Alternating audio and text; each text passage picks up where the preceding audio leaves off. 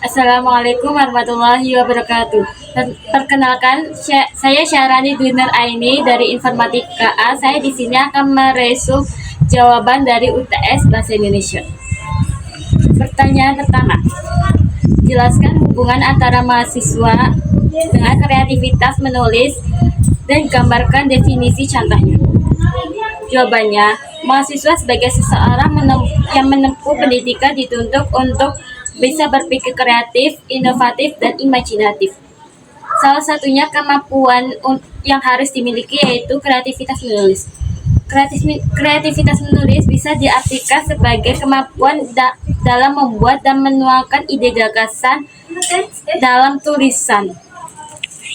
Jadi kreatif menulis penting bagi mahasiswa karena kreativitas menulis bisa kita jadikan sebagai bahan untuk membuat skripsi atau makalah. Nomor 2. Jelaskan pengertian menulis ilmiah, populer, serta sastra, dan berikan contohnya.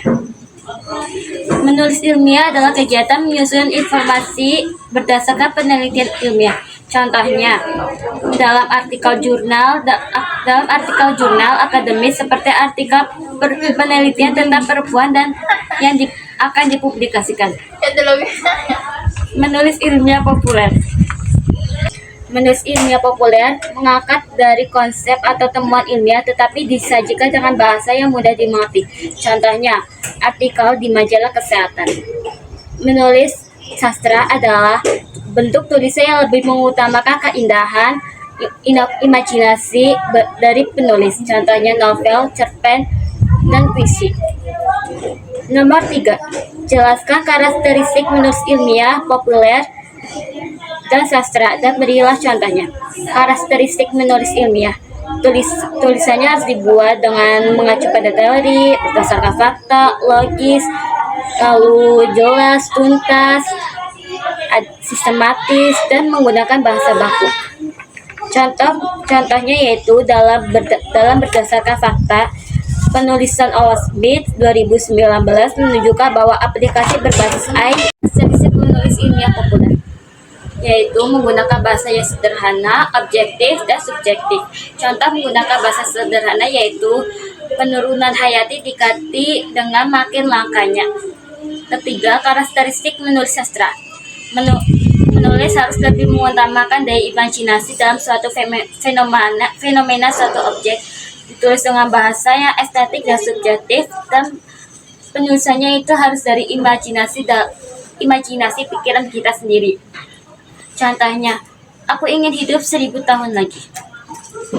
Nomor 4. Jelaskan persamaan dan perbedaan antara penulisan ilmiah populer, penulisan ilmiah, dan sastra dengan disertai contohnya.